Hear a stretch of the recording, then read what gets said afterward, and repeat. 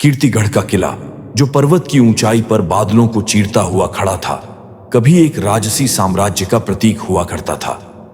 लाल बलुआ पत्थरों से बना वह किला दूर से सूरज की रोशनी में अग्निमय लगता, मानो किसी देवता ने स्वयं उसे आकार दिया हो। वहां के राजा वीर सिंह न केवल अपने शौर्य और नीति के लिए विख्यात थे, बल्कि उनके शासन को धर्म, परंपरा और रहस्य का ऐसा संगम कहा जाता था जहां हर दीवार कोई कहानी कहती थी।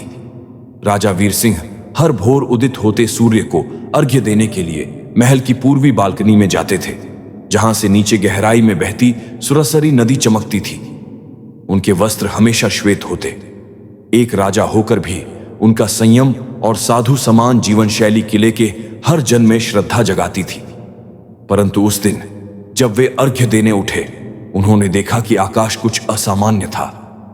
सूरज की लालिमा में एक काली लकीर सी उभर रही थी, जैसे कोई छाया छिपकर सूर्य की आंखों में घूर रही हो। उसी दिन किले के मुख्य द्वार पर एक अज्ञात साधु आया।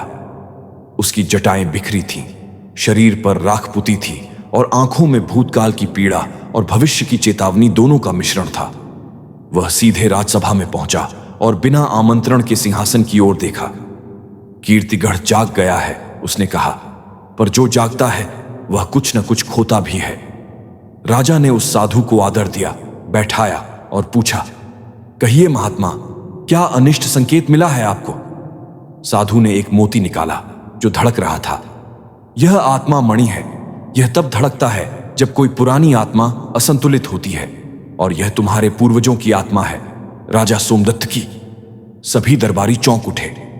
राजा सोमदत्त वीर सिंह के परदादा थे, जिनके बारे में कहा जाता था कि उन्होंने युद्ध में विजय के लिए देवी को कुछ ऐसा चढ़ाया जो उन्हें नहीं चढ़ाना चाहिए था।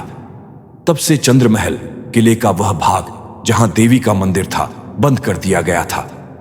उस रात चंद्रमहल से फिर एक अजीब सी चीख सुनाई दी। 2 पहरेदारों ने कहा कि उन्होंने किसी सफेद साया को हवा में तैरते देखा। युवराज अर्जुन वीर सिंह के सबसे बड़े पुत्र, युवा परंतु बुद्धिमान थे। उन्होंने स्वयं चंद्रमहल की जांच करने की ठानी।